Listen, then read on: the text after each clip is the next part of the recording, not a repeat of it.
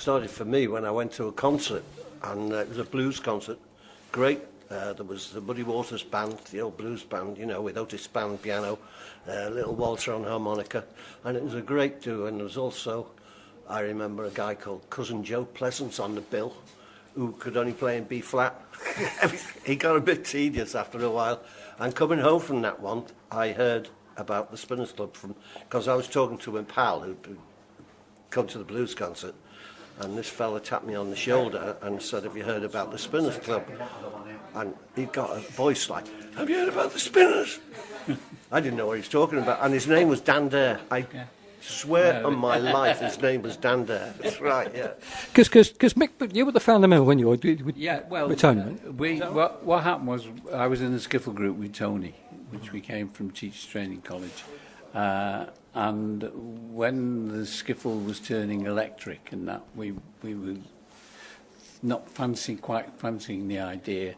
And we got introduced to the English Folk Dance and Song Society, and we decided we'd have a look at folk, you know, the burgeoning folk movement.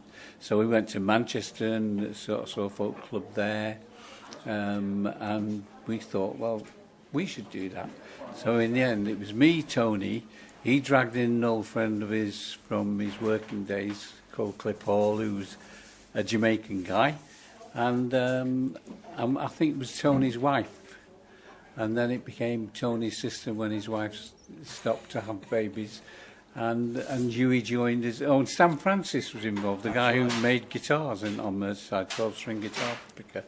And then we started the folk club doing that. And then people came, as Hughie's just outlined, that people came and the word went round, and eventually Hughie came. Started in a little tiny room in the basement, and as the folk music was really catching on, and we moved into a larger room, and in the same building there was a room which held 200, and every Friday we were singing to 200 people, no mics or anything like that, and smoke everywhere, because everybody smoked in those days.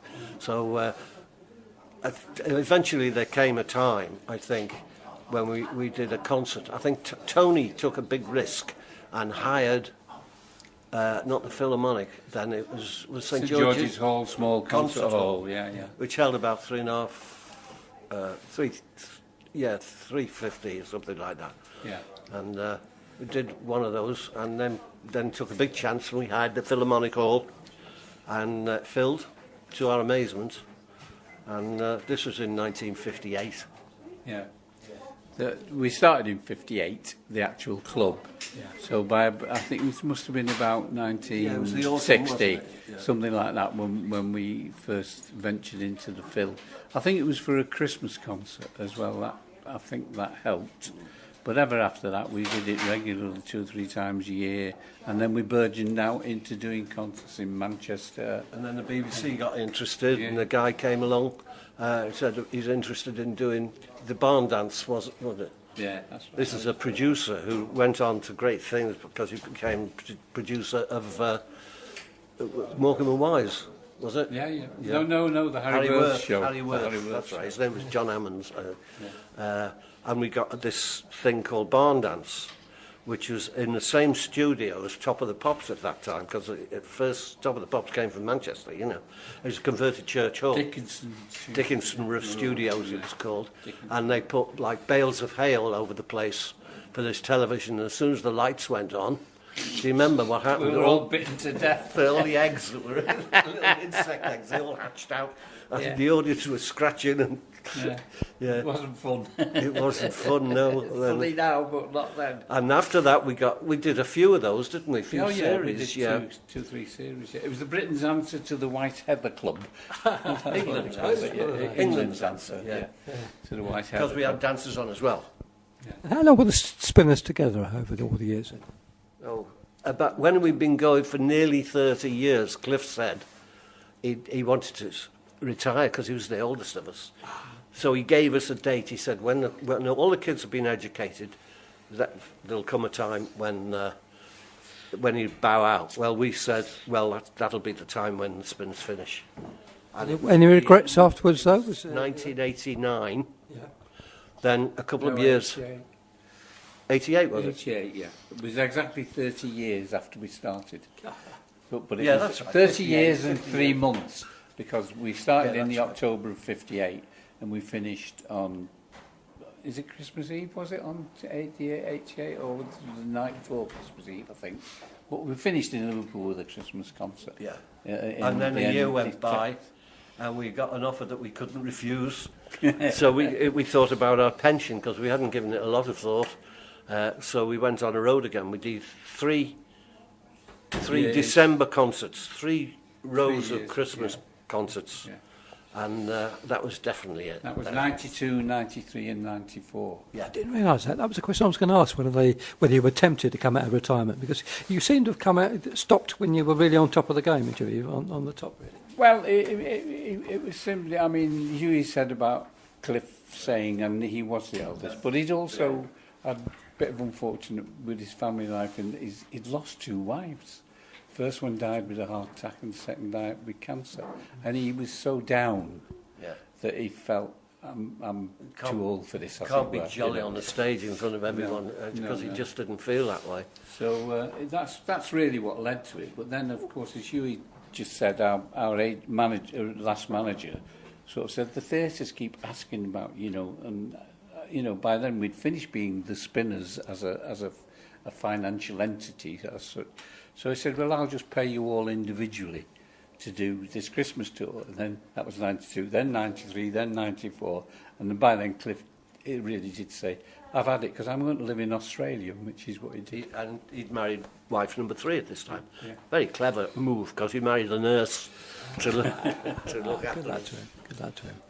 So what about the highlights of all the times? Because you did radio, television, you toured the world. Anything? Yeah, we did. Anything that springs to mind that you kind of think that was the best gig we ever did, or Well, I don't know about the best gig we ever did. I always had real showbiz sort of dreams of playing the Palladium, and we did, and it was recorded, so that's their posterity now. But also we did things like we toured Australia and New Zealand and West Africa. That was the mind blower. Yeah, we did 5 different countries in West Africa. And our bass player took ill. He got pneumonic typhoid. Nearly died. Yes. Johnny Mack, yeah. Yes. John McCormick. So they flew another bass player out, didn't they? Yeah. I remember that. Ron Rubin. We were in Israel to celebrate. We were invited by the Israeli government arts department to celebrate the 21st anniversary of the setting up of the state in 1948. Freeing themselves from the British. Kick the Brits out. Yeah, let's have a bunch of Brits to celebrate. Yeah. So yeah, we saw the world, Doug. Yeah. You mentioned about recording the Palladium concert, but I was reading a bit about what Mike Harding was saying, that there are very few Spinners recordings actually available now. Is that frustrating? It's very frustrating, because a guy came. He's dead, by the way, now. This big elephant or white elephant guy. Oh, is it? He wanted to, but he's got a label, Pink Elephant, I think it's called, and he tried to get our stuff. Now we were on Philips or Polyphone, whatever you call it, and EMI, the 2 biggest labels, and they say they can't. He wanted to do a deal and to print the records, have the records out, because you're right, they're not out, they're not there, because we weren't contracted to do CDs. They hadn't been invented, so we did vinyl, and I think that's why they're sitting on them, so they don't have to pay us. Anyhow, he couldn't. They said, "Oh, we can't find them," meaning that I dare you to pirate them, and if you do, they'll suddenly find them and be on us like a ton of bricks. So it's been very sad, really. But Mick went into politics, or he came down here. I'm not quite sure, but I wondered what was going to happen personally. So I was looking at post offices and boarding bed and breakfast places.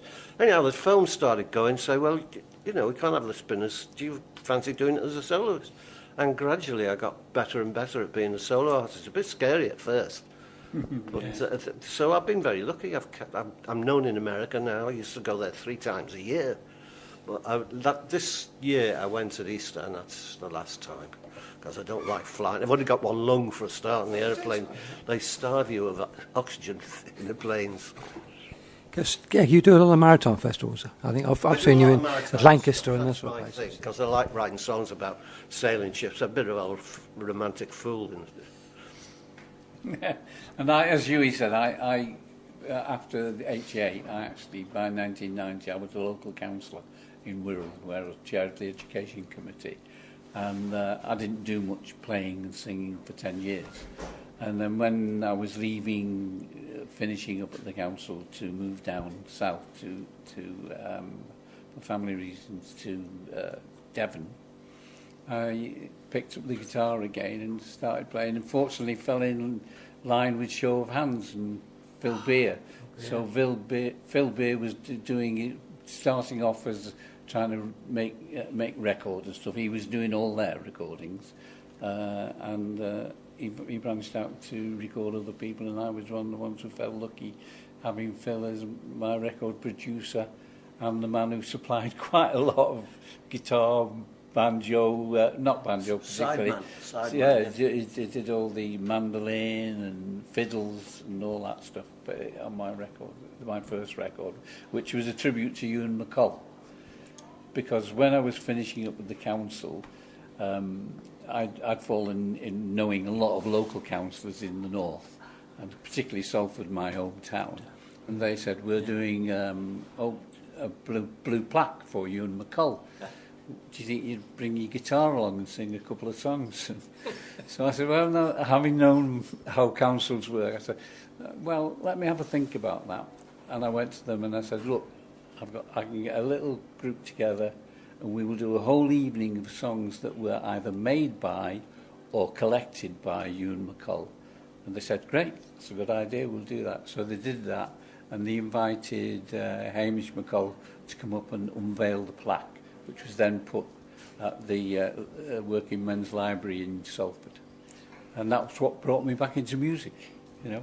And bringing us even more today, the Spinners Legends. Is that a new concept, a new line-up there? That's not our idea. That's Dave's idea. No, it wasn't. It started in, was it Wirral Festival? They were the ones who did that first, didn't they? Well, it's filled the hall tonight, so... Yeah. So, right. If that's what they advertise as, well, fine, we're legends. Well, as I always say, legends. So, any more plans to do much more together then, as such? Recording and performing? Well, we've not stopped from doing it. In the last few years, certainly since Hughie has run out of breath a bit with his lung, we've done a few things together. And we're not saying no to any more, are we, Hugh? I'm very seldom to say no these days. Yeah. So you know, I mean, we enjoy doing it. We enjoy doing it, yeah. And it's fun. Yeah, because we both go off and then do our own things. Hughie still runs a folk club in Liverpool, for instance, and I go to local folk clubs around Devon and Cornwall, but. And I do some gigs around there, but particularly for like rotaries and round tables and that kind of thing after dinner stuff, which is quite good because I've dreamed up a little thing about how the story of the Spinners, which you were asking about at the beginning, and lacing it with songs from the various times, you know. So we're not averse to sort of